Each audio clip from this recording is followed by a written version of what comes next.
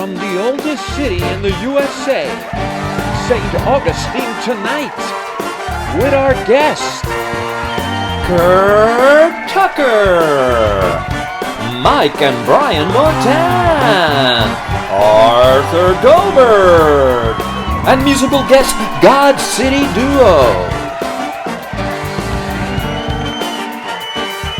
With your host, Jorge Rivera.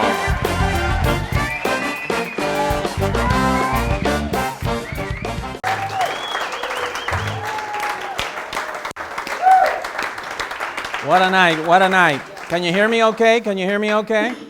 All right, all right. Well, you know, I always start thanking the Lincoln Museum and Cultural Center. This place is getting an incredible facelift, looking better every day. Also, I want to thank the St. John's Cultural Council, who's been supplying our bands for us, and musicians in our community. If you like beer, Ancient City Brewery has been providing us beer. Please. Flowers by Shirley. Look at that. Look at that. The whole place smells like you're in a flower shop. It's amazing how powerful the scent on that bouquet is. And also Vectovision. And Vectovision is starting to make history come alive. And you can always go to their website where they say creating art in 3D, art and life in 3D. And that's what they are. They're also backing this show. I want to thank them. Also, a lot of people ask me about the mugs and the t-shirts. Well, in the back, we have a little thing if you want to get a mug for yourself or a t-shirt or a pin. Then try to sell on eBay, see if you can double your money.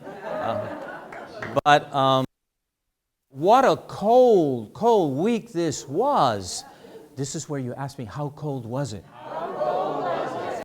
It was so cold that Florida politicians, for the first time, had to put their hands in their own pockets for a change, to keep warm. That's a cold statement, but yeah, that's how cold it was. It is also the 1st of February, which starts Black History Month for those, and we are in an institution here that's their thing, to tell the story as it really is. So the year of the tiger for China starts today, February 1st. People born under the tiger are powerful, they're rebellious, they are impulsive. They have some good qualities too, but if you are your tiger, well, happy Tiger New Year for you. You know, I've been watching football, and I don't know if anyone here also watches football, but last week, the game between the Chiefs and the Bills was really interesting. Because not only did the Bills, they lost at the very end. I mean, the Chiefs pulled a miracle, what you call in football. What was great was after the Bills lost, the Chiefs felt so strong about the Bills quarterback that they started making donations of $13 to a charity for a children's hospital in Buffalo, New York. There are over $400,000 in that fund right now. And you know, that's what sport is supposed to do, elevate the human spirit. The competition is fine, but you know, this is amazing. They were just, thank you, Chiefs fans. The Buffalo Bills, the defeat felt just a little bit better. I don't know. The U.S. Navy lost an F-35C fighter jet in the South China Sea. It is an incredible machine. It is just the most advanced jet fighter in the world. It just has a glitch that it tends to drop in the ocean. If the Navy wants my suggestion, I suggest they put a feature in it where when it hits the water, it turns into a submarine. If James Bond can do it, I think our Navy can do it. I've seen it in James Bond, really easy, and then it comes back out. Another thing, McDonald's has a sandwich called the McPlant. They're testing it in 600 McDonald's. What a horrible name for a sandwich, McPlant. It looks like a piece of bread with broccoli in the middle of it. Not very tasty, not very tasty. I saw already one of the Super Bowl commercials by Pepsi. It has Jennifer Lopez and Beyonce in these cat women suits where they show their curviest bodies. They walk into this casino that looks like it's out of Macau. They kick and beat everybody in that casino. They go to the counter of the bar after they beat everyone up. The owner of this casino is Beckham. And so he comes up to the bar after he's destroyed his crew, and he says to Jennifer Lopez, "Do you know who I am?" And she says, "Mm-hmm, you are sitting on my purse." And the commercial ends there. It's very, very funny, very good. And that's what's great at the Super Bowl is all these great commercials. People get really creative. Da Vinci is in the news. Maryland, a university in Maryland Da Vinci had made a, a propeller in the shape of a screw. And in his diagrams, they took those diagrams and they actually created a drone with those propellers, and it lifted up. It lifted up. So I guess they wanted to give Da Vinci the news, but no one's been able to find him yet. So he's somewhere. Now, the guy from the Mavericks, Mark Cuban, amazing human being. He has started a company called Cost Plus Drugs. It is based in Dallas, and it is to bring prescription drugs down, down, down. You don't need an insurance. And to show you how much he's going to crash those prices, where CVS and Walgreens are shaking, there's a drug that is used for, it's chemo orally, that costs $10,000 a year. And he's bringing that price down to $200. That is amazing. He's all pumped about it. There is no middleman, so they're going to revolutionize. You know, I've been to all the rich countries in the world, and they don't have to cut their insulin in half to stay alive. So I don't know why they do that to us, you know. So don't get me started. The last little, there's another wonderful piece of news. They built a robot made out of Legos, and they put a brain in it. They put what they call a neuromorphic brain, which is carbon-based. And the robot was able to find itself out of a maze. So for all those wives who think their husbands aren't that bright, there's a chance with the neuromorphic brain. Probably Amazon up to that. They'll do wonderful things. My last piece of news is Phoenix. Phoenix has a big problem. The problem in Phoenix is that every summer gets hotter. And last summer they had 53 days of over 110 degrees. The high was 122.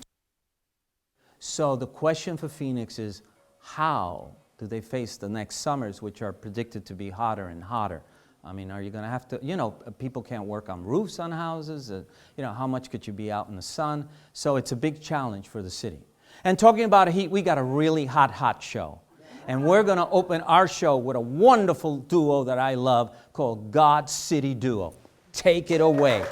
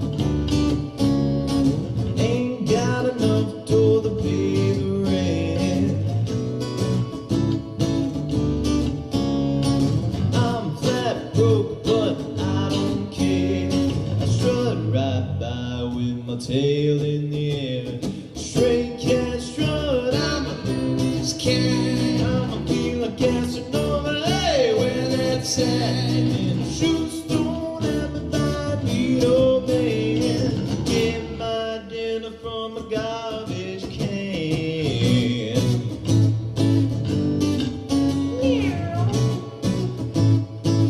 You don't cross our path.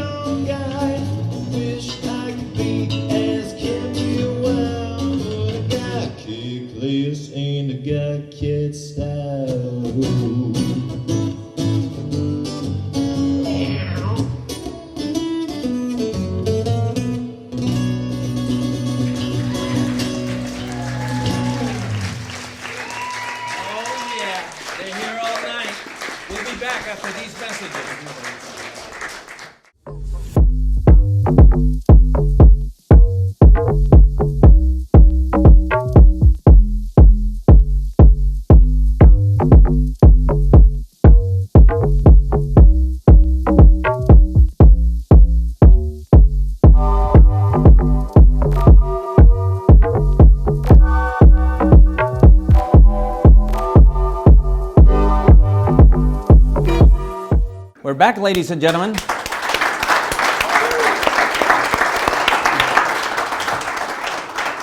That God City duo was amazing. Was amazing. So I'm here with one of my favorite people, Mr. Tucker. I've been called a lot of things. Yes, yes. And as you know, he is the artistic director of First Coast Opera. And your last big event was La Traviata. It was. It was the biggest production we've ever done. We did it over New Year's, which was something new for us, and a little bit of a risk, we felt like, but in the end, it was wildly successful. It was a great production. Yes, I was there, and it was incredible. Why do you think Americans like so much Verdi and Puccini is the other one? They're almost like a jacket that you can wear either way. Yeah, I don't know. Opera was founded in Italy 400 plus years ago, and somehow there's lots of great opera all over the world, but somehow the Italians just have always kind of been the kings of that. And of Italian opera, Verdi with his nationalism and just the romance and the passion that is, and it's just visceral. And then Puccini maybe even more so. Puccini, Americans in particular, I think really love their Puccini. Italians love their Verdi, Americans love the Puccini, though they're both fantastic.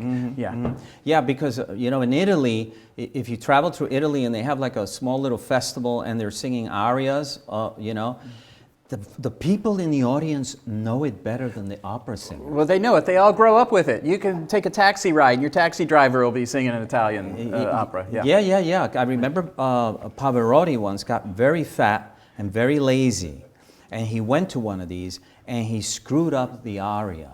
and they booed him off the stage. They were just like, how could you insult us? Like, you know, just throw like... You need to get it right. Yes, yes. I mean, but you're originally from? Kansas City, Missouri.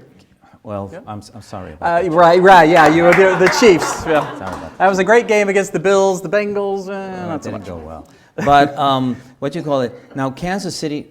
How young were you? How young were you when you could actually say, "I like this opera thing"?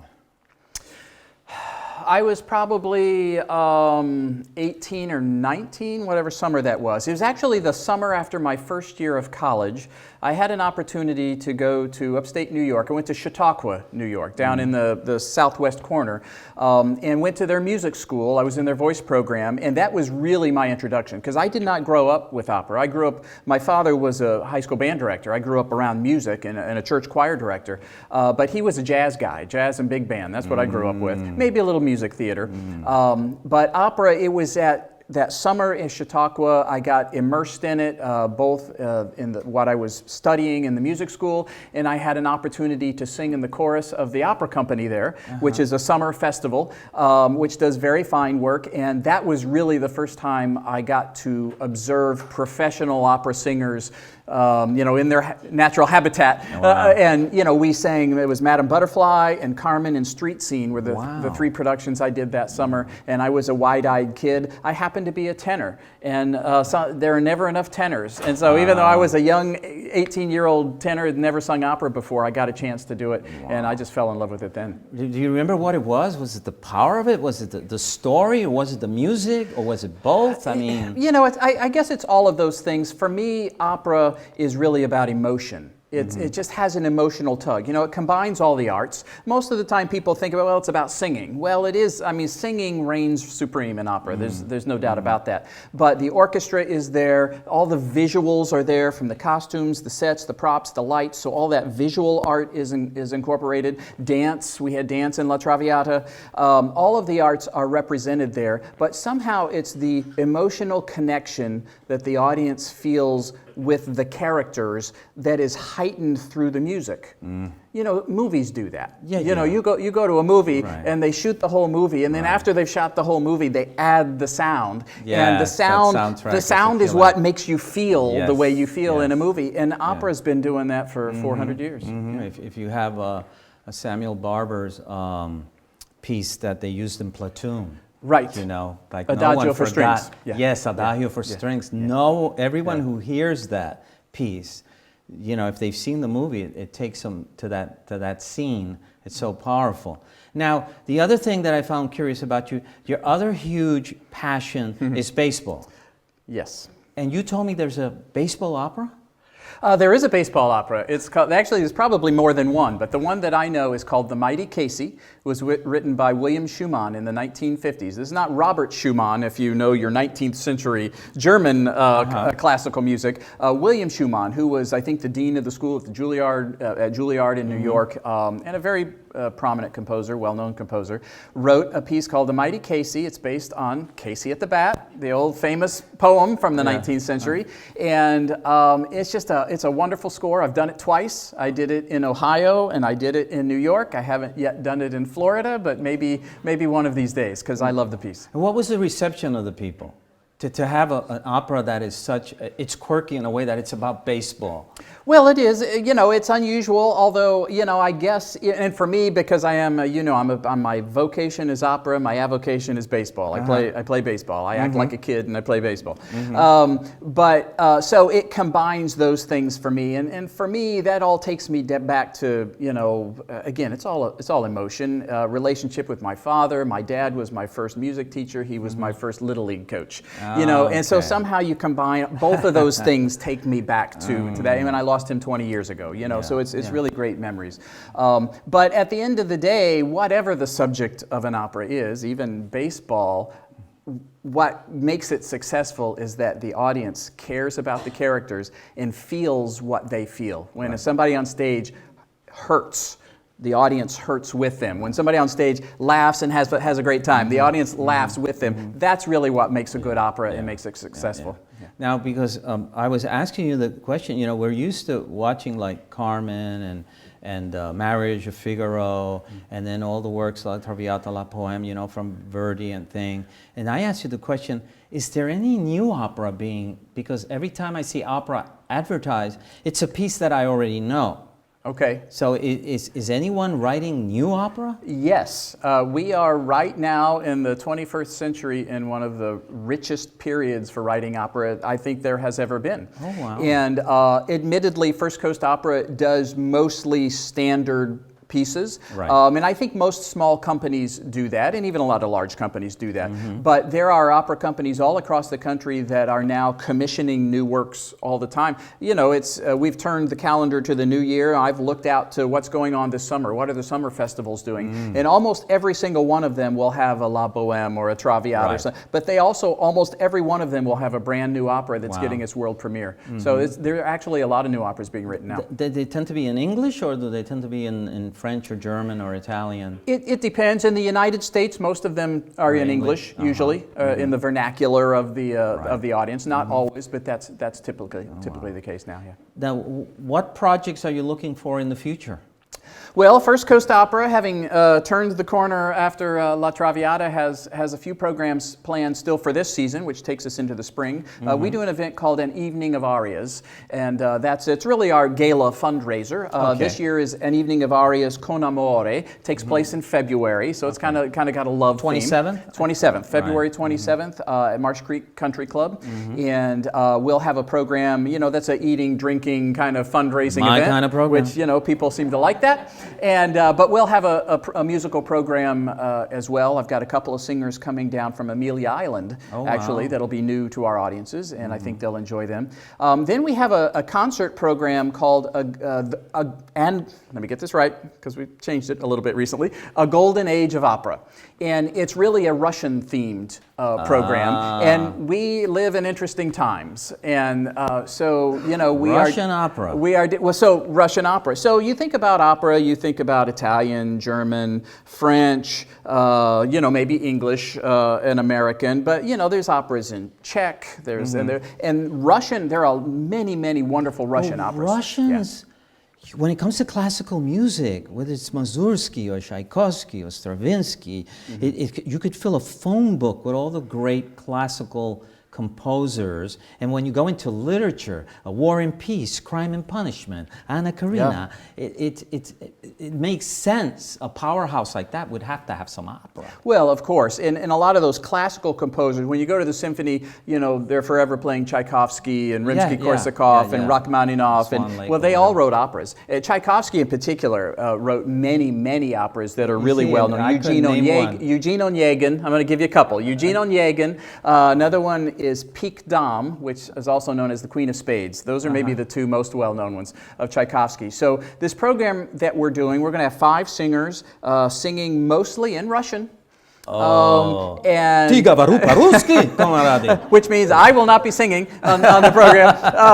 But we have one local singer on it, and then we've got 4 singers coming from out of the area. 3 of them are native Russian speakers. Wow. And so it'll be an interesting program for us, and we'll provide translations and all of those things. But it'll be a lot of rich mostly 19th century, rich, romantic, expressive music and song. It'll be really interesting. Because Russians are so romantic and so sad. Their music is like, I remember being in Leningrad. It had changed its name a couple of years before back to St. Petersburg. And they have a cemetery where they mass graved all these people who died in the siege of Leningrad, the famous siege of Leningrad. And you walk through this cemetery, and they have these giant speakers that are playing the saddest music in the world. And by the time you're in the middle of the cemetery, you feel like one of your relatives is buried there.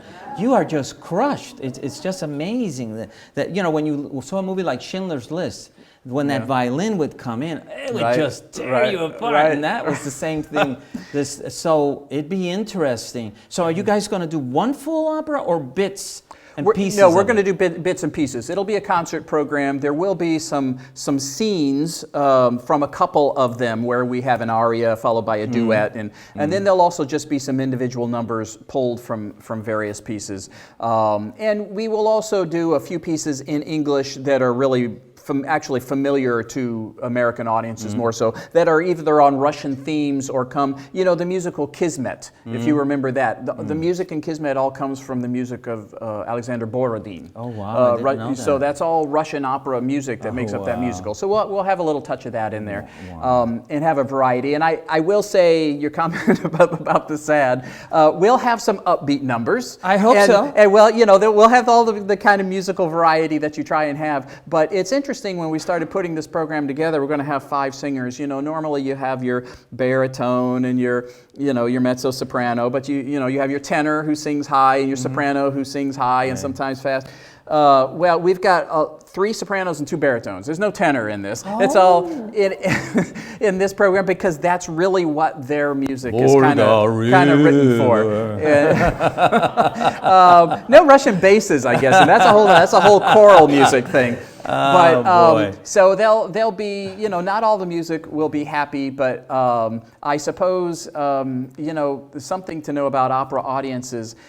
They love their tragedies. Yes. La Traviata was one of those. You know, you know at the very beginning, and if you don't know, I hate to tell you, but she dies in the end. Well, you said something like that. To you, a happy opera is anyone who doesn't die. Right, a comic opera. Yeah, comic opera. Kurt's definition of a comic opera: nobody dies. Yes. And people like those, and those are great fun too. But opera, a lot of opera audiences really love their tragedy, and why I go back to what I'm preaching here tonight is that it's the emotion of the music and the story that makes the audience feel. Yes. And when you live through somebody going through struggle and expiring and almost getting there but not quite, and you can tie that to something that's happened in your own life, that's when you really feel something, and that's the power of it. That last game of the Chiefs could be an opera. Right. Yeah. They were almost there. I can't go see that one yet. Okay. No, it's going to be a while. But, you know, I thank you for coming on the show, because I remember when we first spoke, and you were on my first show, probably 6 years ago. It was the opera was, I think all you had was a harmonica and a tap dancer, and what it's become now. I mean, it's these big events that you're doing, these great audience, this stimulating people to watch opera. So I really want to thank you for you know, I know there's other people behind you that work just as hard. Of course. It's not just a one-man show, but you're the artistic director, so you're the one who shows the face whether it succeeds or fails. But I thank you for bringing something or being part of something so special in this community, my friend. Well, thank you. I really appreciate it. Thanks for being here. And we will be back after these messages.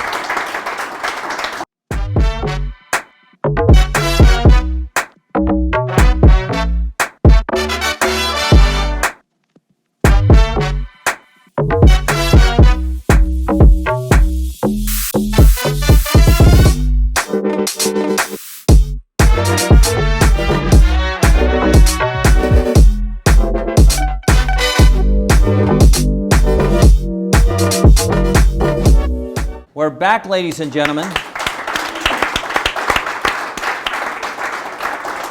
We're here with 2 individuals I find very, very interesting, Mike and Brian. Brian is in red, Mike is in green. Yeah, that's me. And they run a podcast, a father and son podcast, and it revolves around sports, all kinds of sports, college, professional, baseball, football, everything.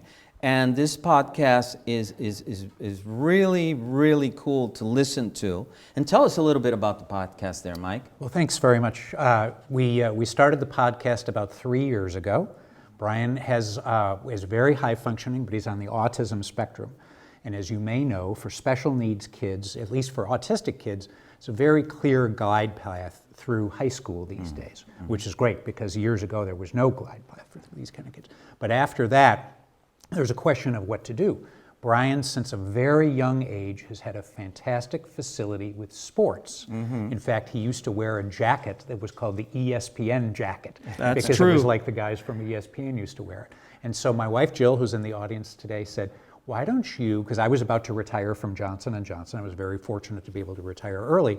And she said, why don't you and Brian start a sports podcast? And I'm thrilled to say, We just did number 408 Yes, this morning. 408, which is 408, unbelievable. 408. But we actually did more than we were supposed to because of COVID. So Yes. we actually, if COVID didn't happen, we probably would have done a lot less episodes. Yeah, but COVID kept us there was a lot, and we had to Yes. struggle for some content, but it was fantastic. And just like you said, we cover, so these days with football, I know that there's some Bengal fans in the, Yes, in the room. there are. Brian's a Bengal Yes, fan. I am. I was born in Cincinnati. Born in Cincinnati. I was born there. As was his mom. So they're big Bengals fans. So we cover pro football. So Brian on Thursdays does his predictions, and then Monday we talk about the games. And then Tuesday we cover the NBA, and then Wednesday we'll cover college basketball. He's the hockey expert. Yes, I'm I the love golf hockey. expert, and then we'll also cover other sports, wrestling or whatever. Yeah, we don't actually do that. You don't like to cover wrestling. We don't. I used to love wrestling back in the day, and I do watch Dark Side of the Ring, and I did watch the one about North Korea, and they do take your passports in North Korea. But so we cover a lot of sports, Major League Baseball, and we've had some guests on as well, which has been really fun. Daniel Murphy, professional baseball player, a friend of mine from ESPN, some sports personalities. So we've had a lot of fun with that. Now, Brian, what do you like about doing this podcast on a regular basis? I actually froze up on live television. You know, on the misery index, there actually was a person that froze on live television. You're good. It's really funny. Okay. It's actually one of the funniest things you'll ever see. But what I love about the podcast is I like the routine on it? I like the routine on it. Yeah, I do like the Where routine on it. you always have to be learning and getting yes, stats. absolutely. And I'd also say, Jorge, Brian has a special facility for this. Dad has to write everything down and do his research. Yes, he does. Brian can look at something once and remember it. So we'll be going through and I'll say, okay, who had this? How did this receiver do today? And I'm looking to scramble it down. Like, oh, he had 87 yards on 4 catches or whatever. And also, he always has to go to bed so early. Yeah. Even though the thing is, I stay up just like Wilbon always tells Kornheiser that you always have to go to bed, and I stay right. up. He always has to go to bed so early. Even he has to go to bed so early, and I always stay up. You're the West Coast. You're the West Yes, Coast I am. correspondent as a result. West Coast. Yeah, he could stay. And up also, till late. by the way, in Phoenix, I heard in Vegas your nose bleeds in the summer. Yeah, You mentioned when it gets that about hot. when it gets that hot. I bet in Phoenix, I will almost guarantee your nose is going to bleed. Yeah, it's very hot. But you know, in Vegas, they're having we were talking about this before. In Vegas, they're having the National Hockey League All-Star They game, are. right? And what did I tell Well, every sport has an all-star game, But right? they're doing 2 of them. Did you read this? They're doing Yeah, 2 nice. of them. You told me. Outside. Yes, they are. So Outside. they're going to freeze that area near the Bellagio Hotel, and they're going to shoot pucks and things like wow. that. So Yes, we're looking there forward are. to checking Yes, that they out are. this So weekend. you guys are you guys gonna go to Vegas? No. No, we're not. We did go. I remember we did go once, and my parents hated it. Yeah, you're gonna- My mom hated the circus. I remember that. I remember that like it was yesterday. Yeah. We may go, now that you're a golfer, maybe we'll play some golf in Vegas. Yeah, but mom hated Vegas. circus. Now, Brian, we know you like the Bengals. Are there any other teams and other sports that you I'm like? a Reds guy. I'm a Cincinnati person, so because I was born there. I was born there in 2000, so And yeah. college football? So you like the College Reds? football, I like Texas A&M, but am I a Knicks fan? No, I don't have an NBA team. He's a huge Bucks fan. And true story, after his Milwaukee Bucks won the NBA championship, me being me made him watch Mortal Kombat 11 Fatalities, and he almost threw up Yes, watching them. you made it very difficult for me. I made it very difficult. But no, so I am rocking my Milwaukee Bucks gear today. You know, Right. they hadn't won the championship in 50 years. Wow. Last time they won it, I was 8 years old. I'm 58 years old. So that was a ton of fun. And we're very hopeful for the Bengals. They've had a couple of upsets To win the Super Bowl. So Yes. we're very hopeful. That would be unbelievable. Now, Brian, do you think they have a good chance to win the Super Bowl? I don't think they'll win it, but Okay. Well, you're being honest. if I'm being honest, I actually think the Rams will win, but But tell Mr. Rivera, what are the keys to the game? they have to protect Joe Burrow, of course. Nobody protects them. Yeah, nobody protects him. That's exactly right. That's why they're going to go offensive line this offseason. That's exactly why. They're going to go draft some offensive. Oh, get some offensive linemen, whether it's on the free agent market, the draft. They'll do what the Chiefs did in the offseason, which is just go after the offensive line. That's it. Yeah. Now let me ask you this question: of all the sports you tend to cover, Is there a sport that tends to get most of your attention? Mostly football. Mostly football, only because to be honest, all the games matter. Whether it's in baseball, hockey, basketball, we love those sports, but there's lots of meaningless games because it's so many of them. Long season. There are lots of meaningless games. Yeah, long season. For So yes, some of the games are very, very meaningless. Right. Do you remember, Brian? I know. I wish every game meant something, but there's some games in the 82-game season that just aren't that meaningful. Well, let me ask you this question. Do you remember the first team that you became a fan of? I'd probably say San Jose Sharks in hockey. Oh, wow. We lived in California for a while after we came back from Singapore. And so the only team in San Jose Have they- proper was the Sharks. Yeah, have they ever won the Stanley Cup? They actually made it to the Stanley Cup and lost in 6 to Pittsburgh. Oh, wow. That was a bummer. Wow, that was a bummer, huh?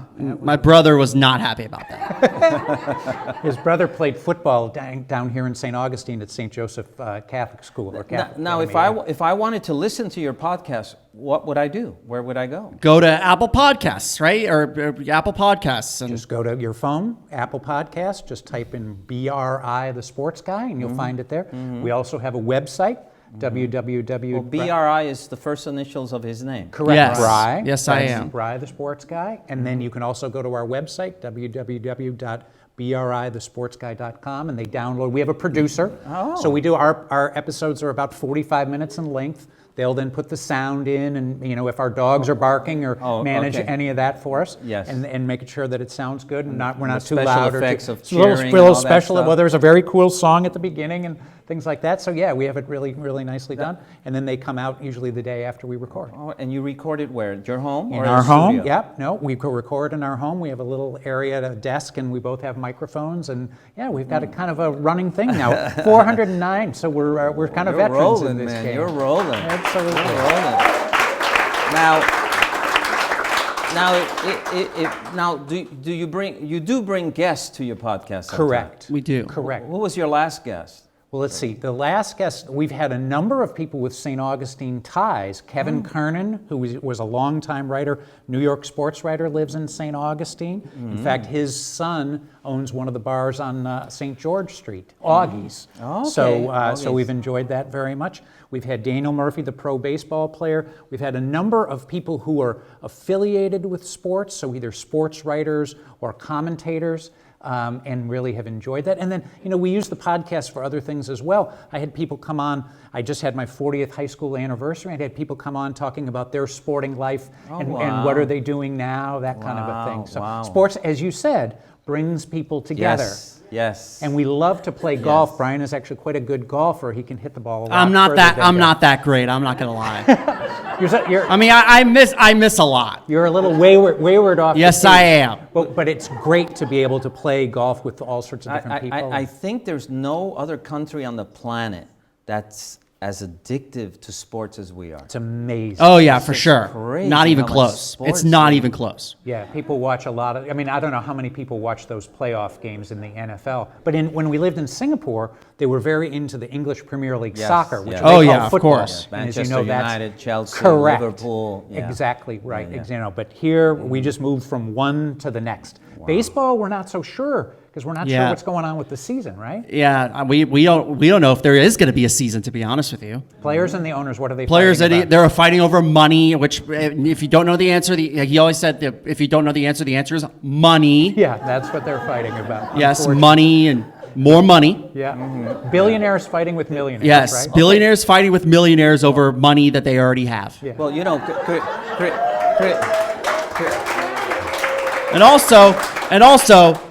And also, here's a true story. So the wrestling event in North Korea, guess how many people were there at that event? Biggest sporting event ever, you said live, right? 190,000 people were there. So we think Here's a this- hint. The thing that stinks is they were not paying customers and they were forced to be there or else they would have been shot. Yeah, That's what's so bad about it. That's like North if you Korea. if you go to literally Scott Norton literally said there's no happiness in that place, man. There's no happiness there's in that going place. to be a lot of happiness at the Super Bowl. Oh, a lot of happiness at the Super if Bowl. your Bengals win. And also their halftime show, their little show made the halftime of the Super Bowl feel like a high school gig. I'm not even kidding you. Wow. There's It's 190,000. unbelievable. Well, Okay. let me ask you this question. Do you guys tend to go to a lot of live sports events? Absolutely. do. Yes? I mean, in Jacksonville, obviously, you have the Jaguars, but we love to go to high school sporting events and college events, and hopefully we'll be on the end of COVID at this point in Right. time, I hope and we so. can head into some college sporting events as well. The comedian Chris Rock once said, you know the Shaq and Jordan? They're rich, but the man who signs their check is wealthy.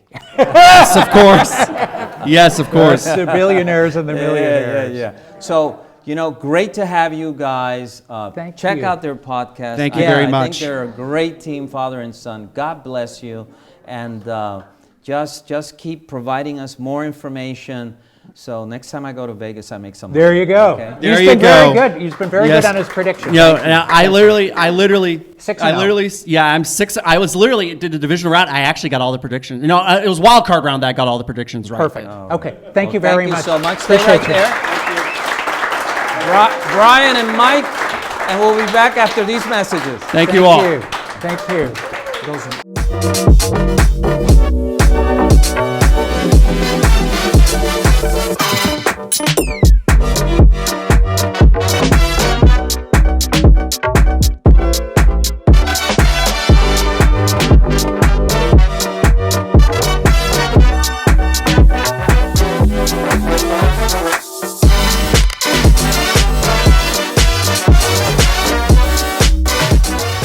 Once again, God City Duo.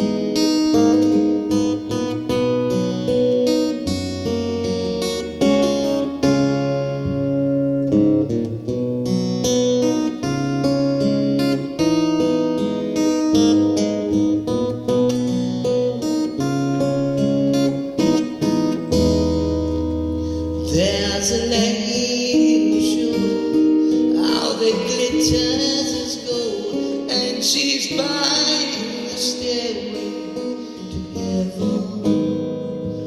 When she gets there, she knows if the stores are all closed. With the words, she can't get what she came for.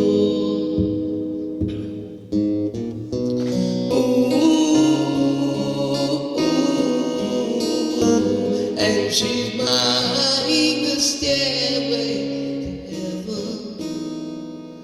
There's a sign on the wall, but she wants to be sure, 'cause you know sometimes words have to be in a tree by the brook. There's a songbird who sings. Sometimes all of our thoughts are misgiving.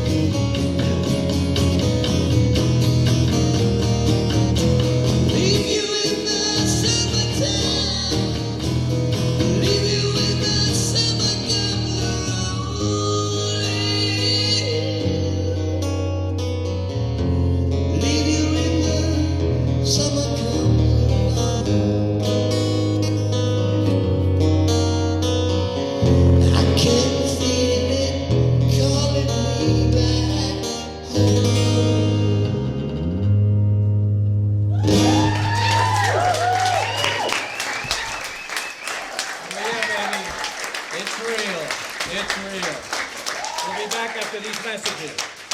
We're back, ladies and gentlemen.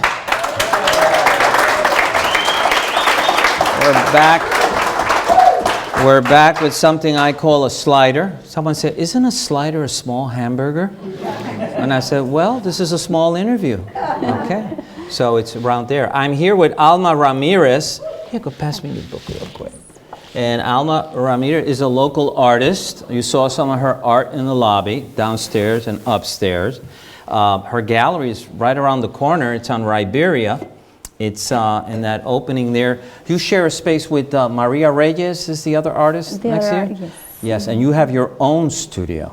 My own studio in Yes. that place. Mhm. And tell me, where are you from originally from? I was born and raised in Mexico. Mexico lindo. We had mariachis last week. Oh, you would have loved them.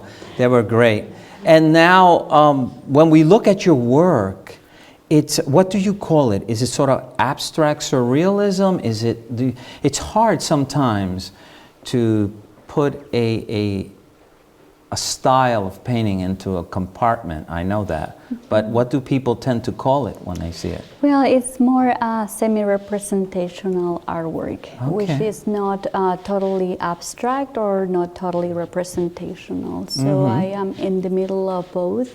And it's not cubism, it's because cubism is part of the past, but it's something that I was attracted very much with the idea of the pixels, the new digital era, and the idea of decomposing the images in handmade pixels. That's to me like what attracted me the most, and I started creating a body of work around this idea. Now, how long have you been painting? Well, I graduated in 2008 in Mexico, and I didn't create until 2014 when I moved to Florida. All right. And that was kind of by accident. I was just photographing the beach and my beach walks, kind of like documenting my new life.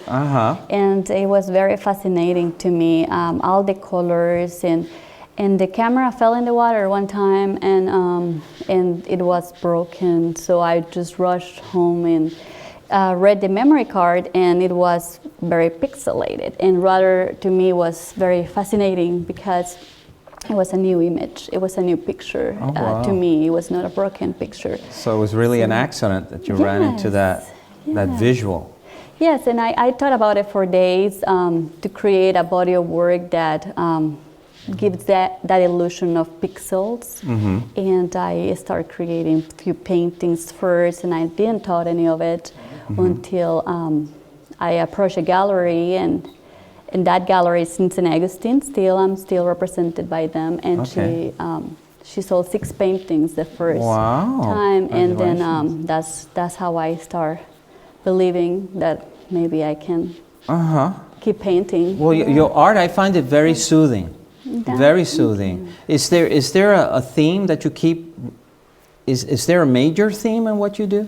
Well, to me, it's like a documentation, like that documentary of my surroundings. And it's just what I see, the colors I see in Florida, how I live and experience what is Florida to me, and the water. The water plays a very important role in my creative process. All right. Well, thank you for coming here and sharing your art. Her art will be here today, and in the next show, she's going to bring it so you can look at it again. Art Walk is this coming Friday, so check out her gallery. She's there on Riberia. She has a lot of fans. I think Jules is out there. There's a big fan right there. And so I met you, Goliath, who was the head of the mariachis, was the one that says, if you're looking for artists, and I went in your gallery, and yes, it was an experience. So I'm so happy you said yes. And let's give her a hand, and let's support our local artists. We'll be back. We'll be back.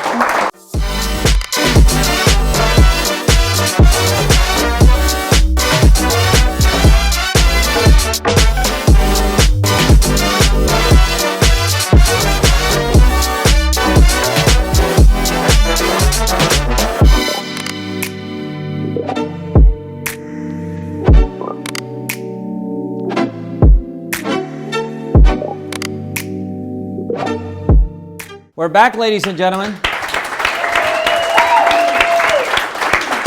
Had to stop there to recharge the battery. It's a battery world. But I'm here with someone very interesting, Arthur Goldberg. And I met Arthur through a friend of mine who does a lot of gardening, Margie. And she talked so highly about him that I needed to talk to him, and I found him fascinating. So that's why he's on. Only fascinating people are on this show. So Arthur, I saw that, I saw a documentary, I think it was called, I can't remember right now, but it was about when you were involved with Boston University and other higher, he has a huge career and history in public health and education and working with Boston University. Also worked a lot with helping minorities go into the medical fields, preparing them for that journey is amazing. But why I brought Arthur here was not to talk about that, but when he was in St. Louis, Arthur saw this vacant lot, and that started a whole new journey. He created this urban garden. I think it was called Central West End? Central West End Farm. It's a farm. If you grow more than 1,000 pounds, it's a farm. It's not a garden. So from day one, it was a farm. And the idea for that, to start that garden, what was the goal of that garden? To feed the hungry in the community. And over a 10-year period, we fed 10,000 families. Wow. And what I love were the helpers. Yeah, we were able I lived positioned in between elementary school and the farm.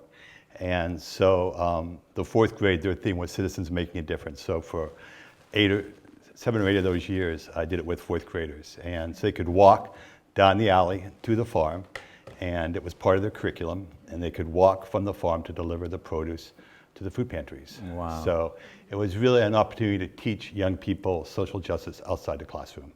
And that documentary on YouTube that I saw about that whole project was Growing Good? Growing for Good. Growing for Good. Yep. It just finished the film festival route, won numbers of awards, and so it's out on YouTube now. So thank you. Yeah, fun stuff. Yeah, it was very interesting. How did it impact the children? That whole working in that garden and seeing what it was doing to their community. Sure. So it'd be interesting when we visited the food pantry the first time. Kids would skip over and would joke and would laugh and Arthur this, Arthur that. The way home, it was way more reflective. The young kids, you could see they were into their thoughts, what they had experienced, and they would say, Arthur, this is what they get once a month, a brown bag in a box. How do people live on that? So yeah, again, the opportunity to impact young people and for them to see that not everybody is entitled, as kids that are able to go to school every day. And 37 million people go to bed hungry every night in this country. And so it was wonderful. I mean, the parents loved it. The school officials and parents would say to me, Arthur, last night Julie came home and said, can we have onions in a salad? You don't even like onions. Yeah, but Arthur grows them at the garden, So, all those small things that, make a difference in terms of all that. So it was wonderful. I've been around young people my entire life, mostly, medical students and people kind of at that level. But to work with 10-year-olds was just magical. Just magical all the time. Their comments were so grown up when I was watching that. And out of that whole thing, you can get it on Amazon. It's for 10 to 12 years old. It's a book called A Gift, A Garden, because that garden was really a gift to that community. It was feeding them. And I remember there was someone who said, the other thing that was interesting, you didn't go and grow things. You went and asked them what they needed. How did that? So, yeah, when we started, I mean, if you're going to grow stuff, grow what people want to eat. Right. And so I spent 2 days at the food pantry sitting, clients right next to me. I said, what do you like to eat? And they said, collards, bud. I said, well, grow your collards. Yes, that was huge. Collards were huge. You're down south in Missouri, collards. Yeah. So, I mean, we would grow collards. And, I mean, the lot was an acre, but we probably used maybe a third of that. And we could grow 3,000, 3,500 pounds of food a year. Wow. So once a week we would harvest well over 100 pounds. Wow. And wow. I love when the kids actually went and planted the corn. Oh yeah.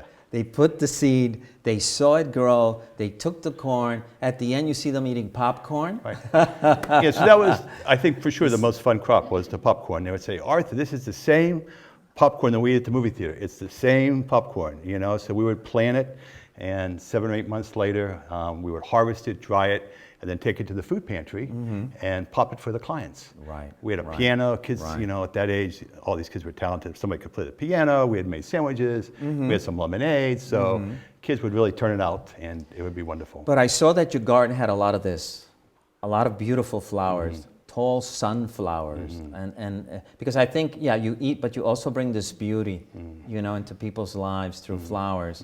But it was amazing. There were some people who were addicted to that garden. I had to go in there and work like 3-4 days, just work in that garden. And young people, it was interracial, all kinds of ethnic groups, multi-generational. I mean, it was amazing what it did for them. Is that garden still there? Yeah, so I got to run it for 10 years before I moved here, and it's now in its 13th year. And 2 of the mothers whose children I had in school now run it, and it's doing as well, if not better than ever. And I'm going back actually in April. It started on Earth Day, so we're going back for a big 13-year celebration. So it'll be fun. Now you had told me at some point that your stepdaughter was influenced by that garden to the point that she's what now? She's an organic farmer out in Colorado. And after a year of teaching, you know, after graduating from college and in elementary education, came home, you know, one day and said, you know, I'm not ready to be in a classroom.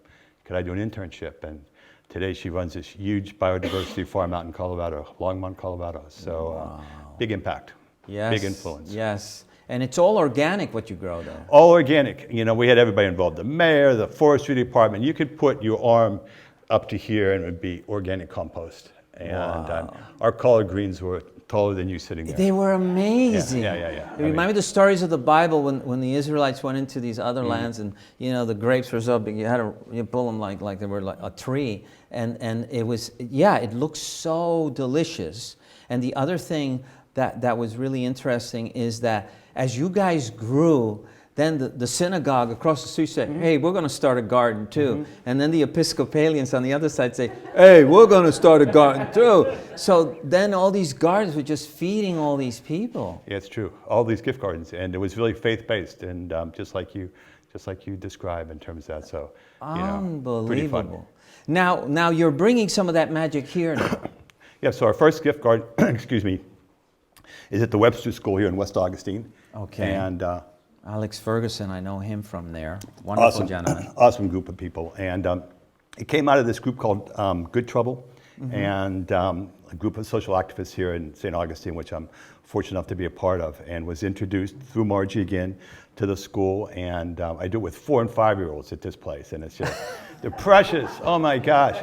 Planting seeds with 4- and 5-year-olds, or, you know, picking strawberries with them or whatever.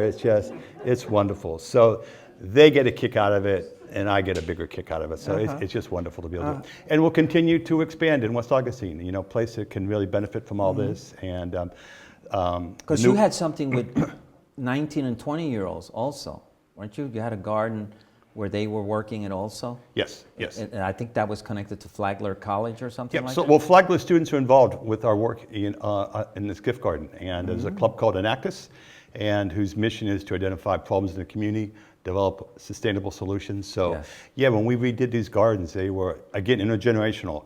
We had, you know, women who was in their 80s, we had college kids, we had elementary school children. So the intergenerational component is just critical in terms of being able to get those players together like that. And nothing builds community like, you know, gardens and farms and stuff like that. So it's very special. Because I remember there was a garden, a community garden in New York City in a very poor area where I used to hang around, and I remember all these older Puerto Rican guys, you know, remembering when they were young working in the farms, and they had it going. It was beautiful. And I remember one of them says, you know, this is about finding solutions. And he says, you can't find solutions if you don't look for them. You know, you got to be proactive to find what is it that we need or what, and you know, and it made a lot of people, you know, spend time there, but you also bond with people. Oh, yeah. That's what's great. Oh my gosh. So we would harvest both on Wednesdays and Saturdays sometimes, or Wednesday maybe was a work day. So we had a Tibetan monk who would start us in meditation, you know, and then we would go and, you know, we would work. So, I mean, it's just, again, magical. And the kinds of people who would volunteer were just, you know, just wonderful. Remain, you know, very special friends to this day in terms of all that. So I told you my story of the garden. I saw the movie My Dinner with Andre. I don't know if anyone ever remembers that film. And it takes place in the village in New York, and this director and guy, they meet and they talk. And he mentions this place called Finhorn. And one year I got a backpack on my back and I went into the British Isles looking for Finhorn. I searched and I found it. It's on a bay called Finhorn. Wow. It's this really, you know, really advanced thinking people. And they had this huge garden. And then they had a tiny little garden next to it. And the little garden was just riddled with bugs and they were all eaten. And this one was pristine.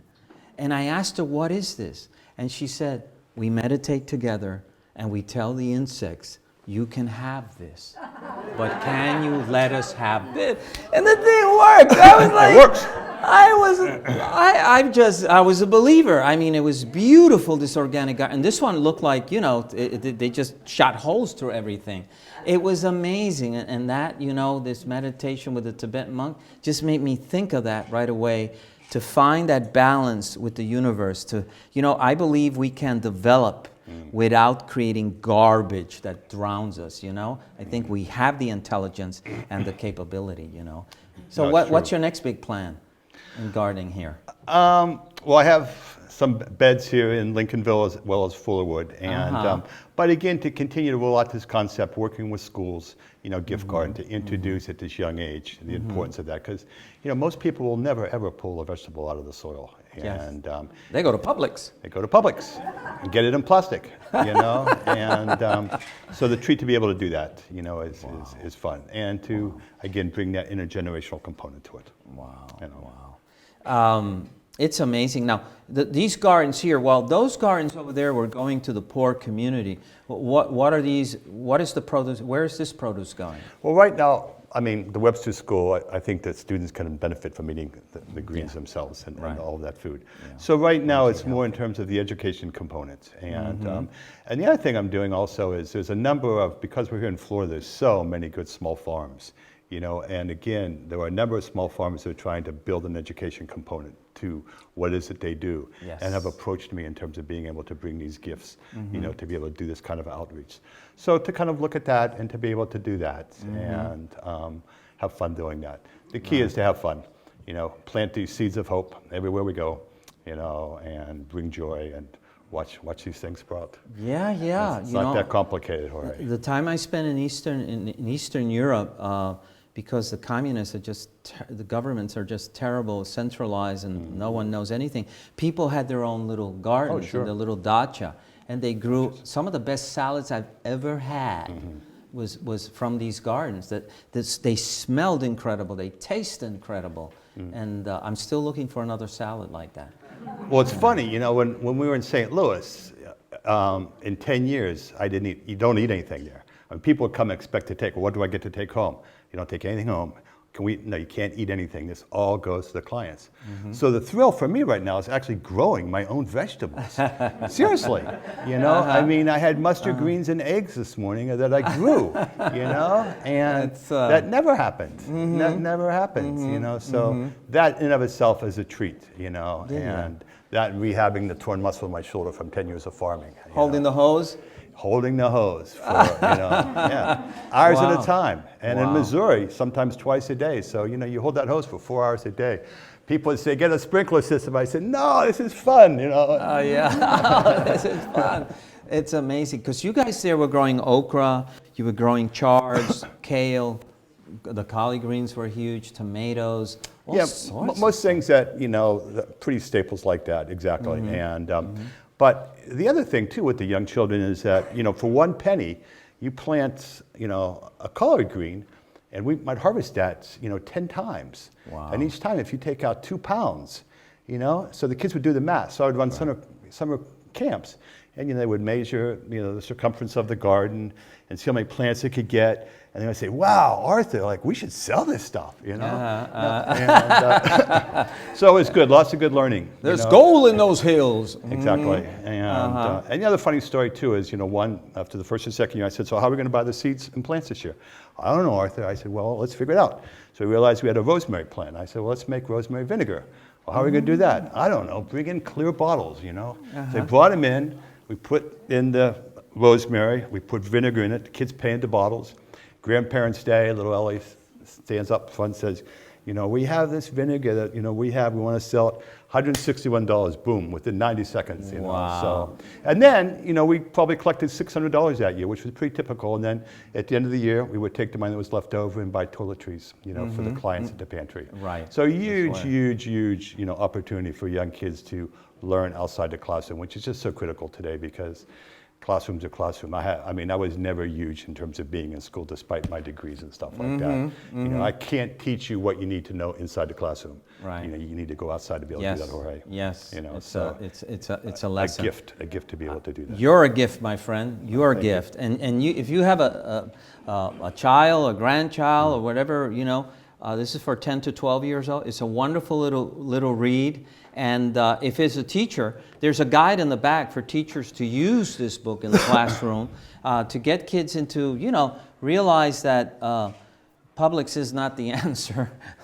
It's just one of the ways we get it. And wow, is all I can say. Thank you so much. Let's give Arthur a hand. A lot of people have been asking me about RK. We don't have our bayfront view this time because the classical theater is doing a play called The Murderers. They're playing this coming weekend. It's a comedy. You need to come see it. It'll be Friday, Saturday night, and matinee on Sunday. And I told them, they said, "Could we please leave it there because it's so difficult to bring down?" I said, "No problem." So that's what you'll have to come and see the play to find out what RK is all about. All right? Thank you again, Arthur. Thank you. And we'll be back with the God City Duel. Every Wednesday night locally at Barillo's out in the beer garden outdoors. And then we do several times a month at Casa Divina. Okay. We get a lot of out of town stuff. Like this Thursday we'll be at Palm Coast at Red, White, and Blue. And it's been a lot of fun. We've been getting busy, and this is our life. So, And don't forget, we do lots of weddings and private parties. So yes, we are available for hire. Yes. Each audience member tonight receives a free God City Duo card to hire us. So, I leave you again to close the show with God City Duel. And this one goes out to Jesus. Are there any Jesus lovers up in here tonight? Right on. A full house. Here we go. 1, 2, 1, 2, 3.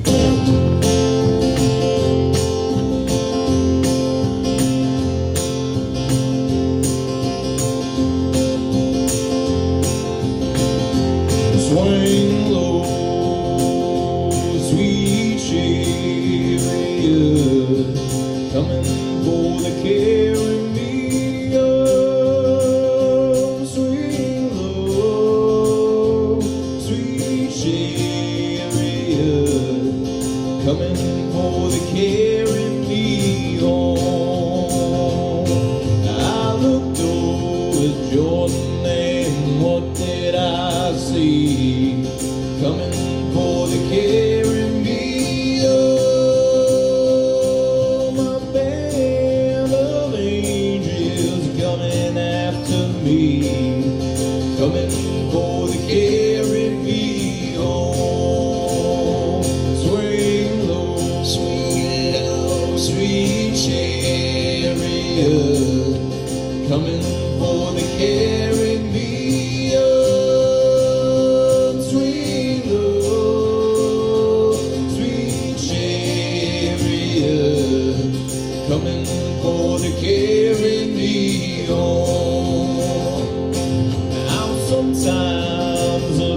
and I'm sometimes down. Sometimes I feel alone, but I know my soul is heavenly bound. One day Jesus is gonna carry me home.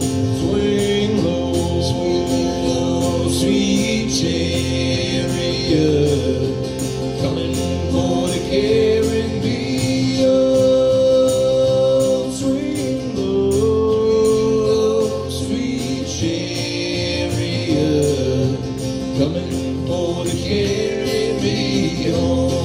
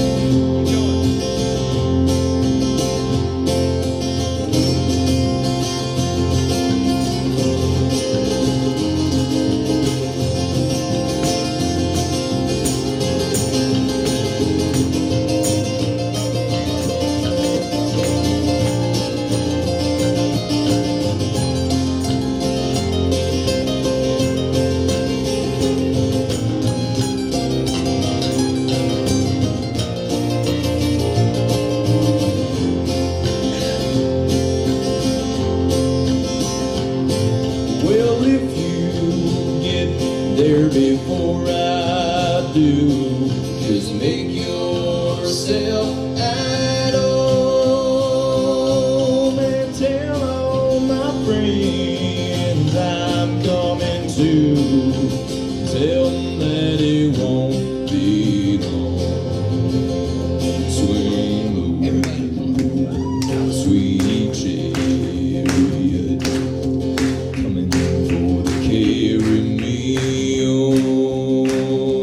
Swing low, sweet chariot, coming for to carry home. Swing low, sweet chariot, coming for to carry me home. Swing low, sweet chariot, coming for to carry me home. Coming for to carry me home. Coming for to carry me home.